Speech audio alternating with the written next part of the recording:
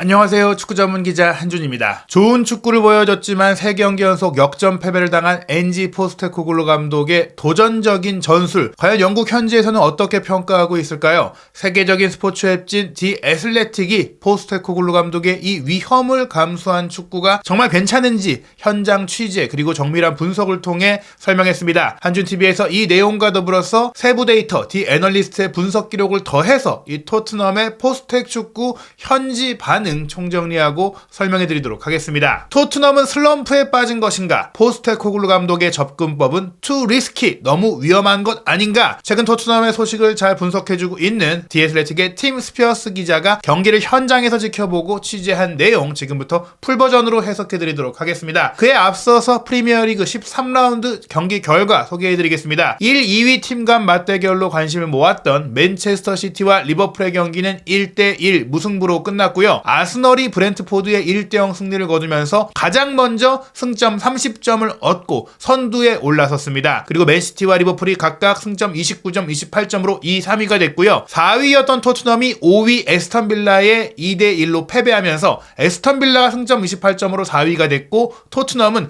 3연패 속에 승점 26점에 멈춘 채 5위로 내려섰습니다. 맨체스터 유나이티드가 에버튼과의 원정 경기 3대0 승리를 통해서 최근의 상승세를 이어가며 승점 24점으로 토트넘을 2점 차로 추격하는 6위가 됐고요. 뉴캐슬 유나이티드는 첼시전 4대1 대승으로 승점 23점 7위에 올라 있습니다. 브라이튼 앤 호브 알비온은 노팅엄에 3대2 승리를 거두면서 8위, 웨스트햄은 번리 원정 2대1 승리로 9위고요. 첼시가 뉴캐슬전 패배로 승점 16점에 멈추면서 10위인데 지금 1위부터 10위까지의 차이가 그 어느 때보다 조밀하다라고 볼 수 있겠어요. 특히 이제 9위 웨스트햄과 1위 아스널 사이의 승점 차이가 10점이니까 사실 이제 상위권과의 중하위권의 격차가 큰 리그들을 보면은 우승권 팀과 챔스권이나 유로파리그권 팀의 승점 차이가 10점까지 벌어지는 경우도 있는데 이번엔 정말 1위, 2위, 3위, 4위, 5위, 6위까지 1, 2점 차이로 딱 타이트하게 붙어가고 있으니까 한두 경기 결과에 따라서 정말 많은 것들이 좌우될 수가 있습니다. 황희찬 선수가 소속된 울버햄튼이 아직 13라운드 경기 치르지 않았는데요. 한국 시간으로 11월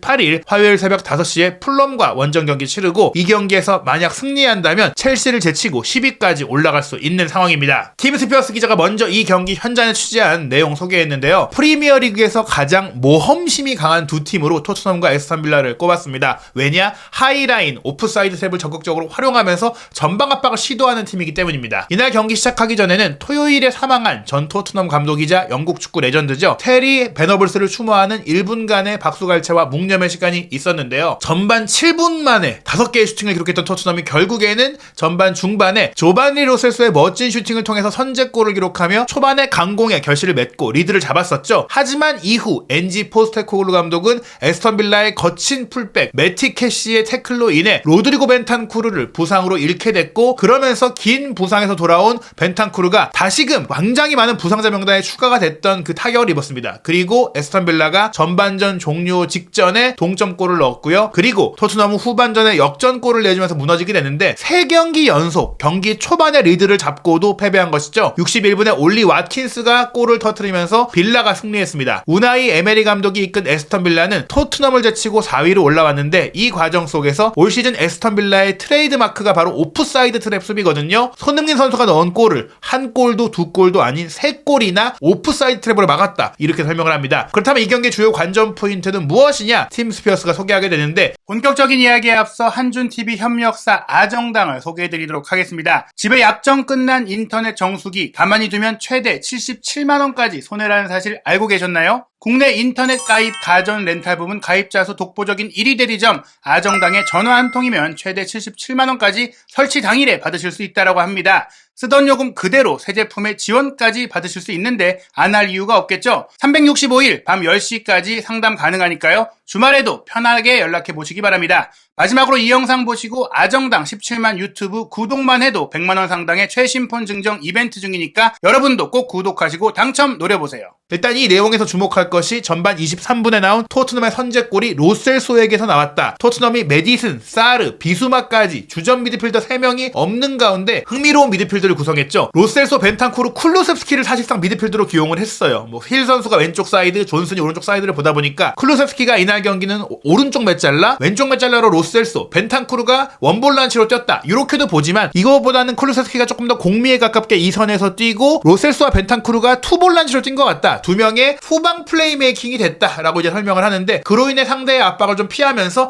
배후에서 공도 뿌리고 슈팅도 때릴 수 있었거든요. 전반 23분의 코너킥 상황에서도 한 발 뒤로 물러서 있던 로셀소가 편안하게 압박 없이 왼발 슈팅을 때리니까 이게 굴절되긴 했어도 정확하게 골로 연결됐던 것이거든요. 경기 초반 한 30분까지 토트넘이 완벽하게 경기를 장악할 수 있었던 배경에 로셀소, 벤탄쿠르가 한 칸 뒤로 내려가서 경기를 운영할 수 있었던 것인데 이 장점이 전반 27분 맷캐시가 벤탄쿠르를 노린 정말 고의적인 거친 태클로 부상을 입혔고 그로 인해 32분에 벤탄쿠르가 치료를 받다가 결국에는 교체가 됐어요. 그리고 호이비에르가 들어오면서 토트넘의 좋았던 플레이가 사라진 겁니다. 말씀드린 대로 전반 7분까지 슈팅이 5개 나왔고 전반 10분까지 시점에서 프리미어리그 올 시즌 모든 경기 중에 기대 득점 값이 가장 높았던 게 이 경기예요. 그럴 정도로 토트넘의 초반 기세가 대단했는데 이 기세가 꺾인 것은 벤탄쿠르의 부상이었다. 실제로 이날 경기 디 애널리스트가 공개한 공격 위협도 그래프를 보면요. 경기 시작하자마자는 이제 에스턴 빌라가 잠깐 공격 위협을 했지만 그 뒤로 토트넘이 선제골을 넣기 전까지 어마어마한 공격 위협도 그래프가 나왔죠. 심지어 득점 직전에는 공격 위협도 그래프가 칸을 넘어갈 정도로 너무나 치솟았던 거예요. 즉 토트넘이 선제골을 넣긴 넣었지만 그 전에도 2골, 3골 정도를 넣을 정도의 경기력이었어요. 즉 전반 22분 시점에 3대0, 4대0이 나와도 이상하지 않을 정도로 완벽한 축구를, 화려한 축구를 보여주고 있었습니다. 당연히 골을 넣고 나서는 조금 집중력이 흔들릴 수 있고 상대도 또 골을 넣기 위해 올라오니까 잠깐 에스턴 빌라의 공격 위협도 그래프가 올라갔지만 다시 토트넘이 경기를 주도했거든요. 하지만 벤탄쿠르가 빠진 이후에는 그 이전과 같은 아주 높은 공격 위협도 그래프가 나오지 않았습니다. 그러다가 전반 막판에 동점골을 내줬는데요. 또 하나 주목할 것이 후반전 초반에 다시 토트넘이 공격 기세를 올렸잖아요. 그 이유가 전반전에 벤탄쿠르를 향해 거친 태클을 했던 맷캐시가 교체 아웃되면서 에스턴 빌라가 공격적인 선수를 투입하긴 했는데 그로 인해 부상에 대한 위협, 맷캐시가 벤탄쿠르만 괴롭힌 게 아니라 다른 많은 토트넘 선수들을 거친 태클로 괴롭히고 아프게 하고 다치게 하고 그랬어요. 그 선수가 빠지니까 조금 더 자유로워지면서 공격 기회가 살아났는데 그런 과정 속에 역습으로 한 골을 토트넘이 땅 때려 맞으니까 황당한 거죠. 후반전에도 에스턴 빌라가 공격 위협도 그래프가 거의 없었거든요. 그 골을 내주고 끌려가게 됐을 때도 토트넘이 확 공격을 했고 선수 교체도 했는데 오히려 선수 교체 이후에 그 교체 선수들이 큰 역할을 보이지 못했고 반대로 에스턴 빌라의 역습이 더 날카롭게 이어지면서 결국엔 토트넘이 동점골을 넣지 못한 채 경기를 패배로 마치게 된 것입니다. 우선 전반전에 대해서 팀 피어스 기자는 왜 그토록 열린 경기, 아주 많은 공격 기회가 나올 수 있는 경기가 될 수 있었느냐라고 이제 짚었는데요. 그 내용은 이렇습니다. 엔지 포스테코글루 감독이 전문 센터백은 물론이고 수비형 미드필더조차 없이 공격형 미드필더 2명을 중앙 미드필더로 쓰고 최전방에 또 공격적인 선수를 배치했을 때, 즉 5명의 공격수를 거의 동시에 쓴 거나 마찬가지죠. 이런 경기를 운영했을 때 0대0이라는 무승부 옵션은 토트넘이 결코 이 경기에서 나올 수가 없는 결과였다. 0대0 없는 골이 많이 나오는 경기를 애초에 준비했고 예상됐다라는 얘기죠. 토트넘의 선수단은 부상으로 큰 타격을 입었지만 포스테코글루 감독은 전형적인 포스테코글루 스타일로 에스턴 빌라를 막기 위해 신중한 플레이를 하기보다는 빠르고 전방위적인 압박을 펼치는 수직적인 축구, 볼과 오버래핑을 통해 상대를 상대 지역에서 압도하는 축구를 펼쳤다는 겁니다. 그렇게 달려드니까 당연히 난타전 양상이 벌어진다는 것인데요. 한 명의 풀백, 조금 더 창의적인 역할을 맡은 페드로 포로, 그리고 또 다른 풀백, 조금 더 저돌적이고 피지컬적인 플레이를 보여줬던 데스티니 우도기, 이 두 선수가 경기 시작 몇 분 만에 서로가 골을 만들 수 있었던 장면을 만든 것을 보면 알 수 있듯이 토트넘은 포지션이 정해져 있는 축구를 했다는 얘기예요. 지금 보시면 포로가 오른쪽에서 마치 중앙 미드필드처럼 올라와서 스루 패스를 보내죠. 우도기가 왼쪽 풀백인데 스트라이커처럼 중앙 전방으로 치고 들어가서 슈팅을 합니다. 이 슈팅이 하공으로 날아가서 무산이 됐지만 좌우 풀백이 정말 미드필더, 스트라이커 이런 역할들을 함께 해주는 그런 플레이가 나온 건데요. 그렇다면 포스테코글루 감독이 어떤 전술을 이번 경기에 가동했느냐? 앞서 말씀드린 대로 손흥민 선수를 최전방에 두고 존슨 오른쪽, 힐 왼쪽, 쿨루셉스키가 2선 중앙에 배치돼서 조금은 자유롭게 움직였고 벤탄쿠르와 로셀소가 투볼란치에 가까운 형태로 경기를 했는데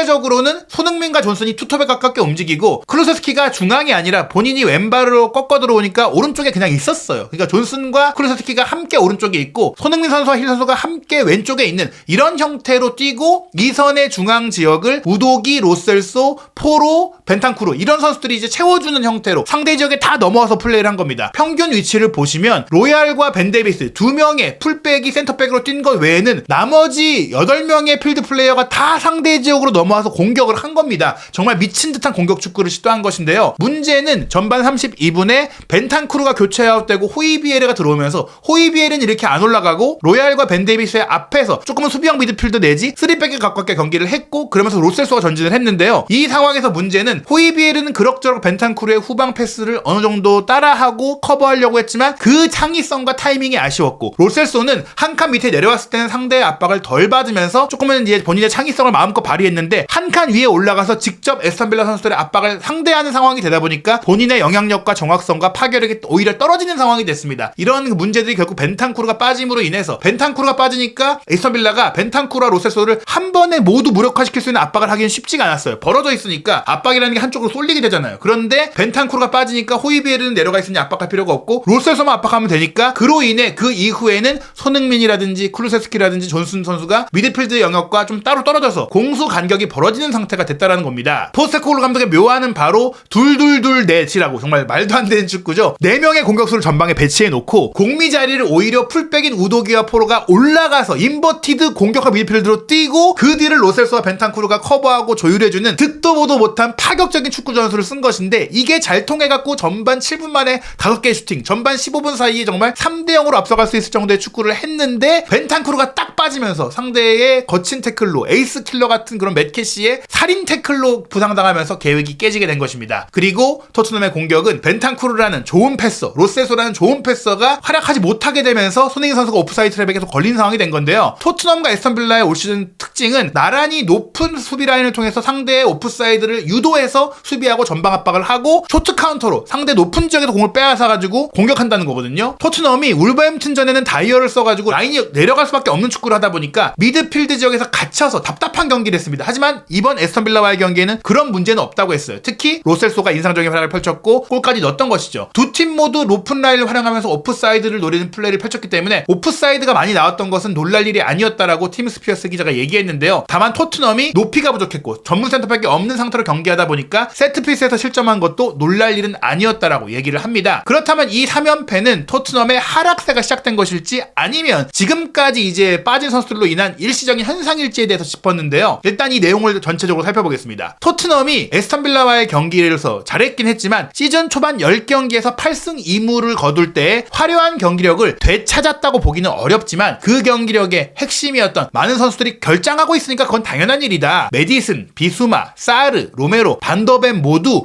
토트넘의 경기력, 결과, 스타일에 있어서는 없어서는 안 될 선수들이잖아요. 이 11명의 선발 명단에서 이 선수들을 대체할 수 있는 선수가 없다. 대신 나온 선수들이 그와 같은 수준이 아니라는 겁니다. 그럼에도 희망적인 경기력을 보여준 것을 봤을 때는 토트넘이 하락세를 걷고 있다거나 지금 뭐 문제가 있다 이렇게 보기는 어렵다라는 거예요. 손흥민 선수가 또 이번 경기에 오프사이드 헤트트릭을 기록을 했고 또 빌라의 골키퍼 에밀리아노 마르티네스가 몇 차례 뛰어난 선방을 펼쳤고 벤 데이비스의 헤더 슈팅이 아슬아슬하게 빗나가는 등 토트넘은 승리할 수 있는 충분한 기회를 만들어냈다. 다만 살리지 못했고 그랬기 때문에 그런 과정 속에 수비진의 비제가 뼈아프게 느껴졌는데 수비 상황도 마찬가지예요. 메디슨이 정말 플레이메이커로서 올 시즌 프리미어리그 최고의 선수 중에 한 명으로 꼽힐지 모르지만 이날의 양상을 봤을 때는 오히려 메디슨은 그립지 않았으나 가장 그리웠던 건 반더벤이었다는 겁니다. 반더벤이 이날 경기에 있었다면 에스턴빌라가 넣었던 그 두 골 모두 막을 수 있었을 거라는 얘긴데요. 파우 토레스가 동점골을 넣었던 프리킥의 헤더 상황도 반더벤이 충분히 붙어주면서 자를 수가 있었고 와킨스의 역전골도 이미 패스 과정에서 반더벤이 나가서 자를 수 있었을 플레이다. 결코 아주 막기 어려운 상황이 아니었다는 겁니다. 이번 경기 특징 중에 하나가 손흥민 선수가 오프사이드 헤트트릭을 했다는 것인데 이날 3개의 골이 오프사이드에 걸리면서 손흥민 선수가 현재까지 프리미어리그에서 가장 많은 9번의 오프사이드를 기록한 선수가 됐어요. 근데 이것이 정말 손흥민 선수만의 문제이냐는 돌아봐야 되는 부분입니다. 일단 토트넘이 이날 경기 이기지 못한 게 손흥민 선수가 오프사이드에 걸렸기 때문이냐 센터백이 정상 가동되지 못했냐 이렇게 보는데 일단 에스턴빌라의 동점골 보세요. 만약 193cm의 센터백인 반더벤이 있었다면 파우 토레스와 함께 붙어주면서 토레스가 이렇게 쉽게 헤더를 하지 못하게 막아줬을 것이다. 그리고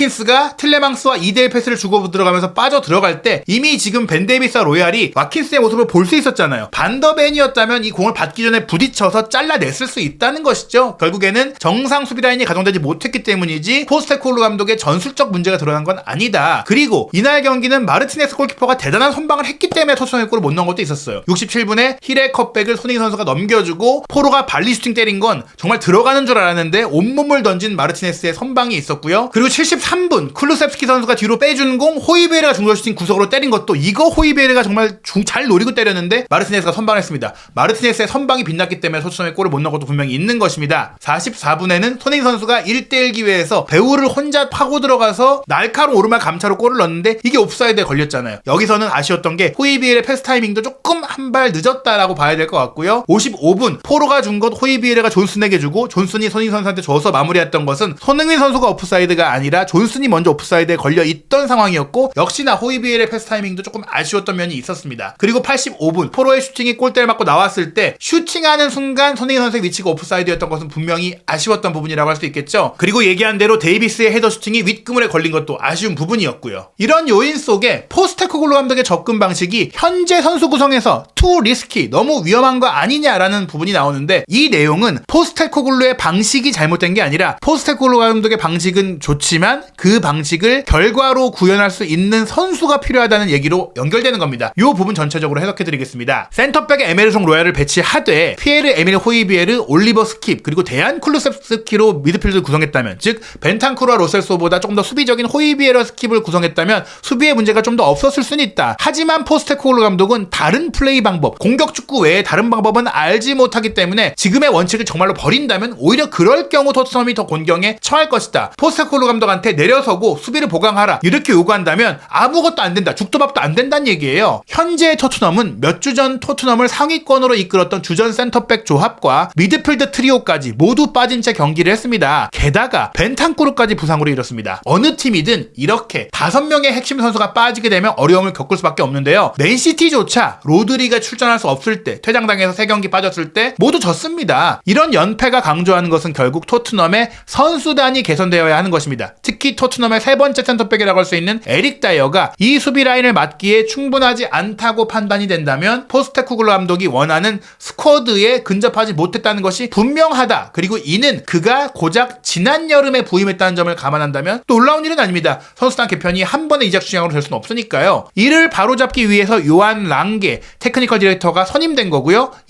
2024년까지도 부상이 지속될 수 있을 것 같은 선수들도 있고 비수마와 사르가 아프리카 네이션스컵에 출전할 예정이기 때문에 1월 이적 시장이 굉장히 중요해질 것입니다. 토트넘은 실망스러운 몇 주를 보냈고 다음 주말 맨시티와의 원정 경기까지 앞두고 있기 때문에 상황은 지금 나아지긴 어렵습니다. 하지만 포스테코글루 시대의 토트넘이 어느 정도의 위치에 있는지에 대한 관점이 필요한데요. 아직은 초기 단계니까 믿고 기다려보고 이적 시장까지 지켜봐야 한다라는 얘기입니다. 그렇다면 포스테코글루 감독은 경기 끝나고 어떤 얘기를 했는지 팀 스피어스 기자가 주목한 질문과 대답에 대해서 소개합니다. 많은 기회를 만들었지만 여전히 패배한 것에 대해서는 다시 말씀드리지만 결과는 분명히 실망스럽습니다. 팬들에게도 실망스러운 일일 것이고 특히 우리 선수들이 우리가 원하는 축구를 훌륭하게 해냈다고 생각했기 때문에 선수들에게도 실망스러웠습니다. 다른 날 같았다면 우리가 편안하게 이길 수 있는 경기였을 겁니다. 축구는 때때로 그런 미세한 차이가 중요합니다. 그가 선택한 수비진에 대해서는 왓킨스와 디아비가 둘 다 매우 좋은 선수이고 플레이 방식이 다이렉트하기 때문에 풀백 수비진으로 우리가 상당히 잘해낼 수 있을 거라고 생각했습니다. 두 번째 골을 허용한 것은 분명히 아쉬운 부분이지만 대부분은 잘했다고 생각했습니다. 우리가 오늘 설정한 방식은 우리가 공격적인 라인을 구축해 상대의 라인을 뚫고 경기를 지배하는 것이었고 잘 해냈다고 생각합니다. 즉 다이어를 배제한 이 라인업에 대해서 만족했다라는 겁니다. 최근 3연패에 대해서는 선수들이 지금 중요한 것에 집중할 수 있도록 해야 하고 연말에 시즌이 끝날 때 강력한 위치에 있으려면 물론 승리를 해야 하지만 아직 우리는 팀을 구축하는 중입니다. 더 중요한 것은 최종 목표를 염두에 두고 앞으로 나아가야 한다는 것이며 오늘은 우리가 하고 싶은 축구를 하려고 노력한 경기였습니다. 부족했다면 부족했지만 하지만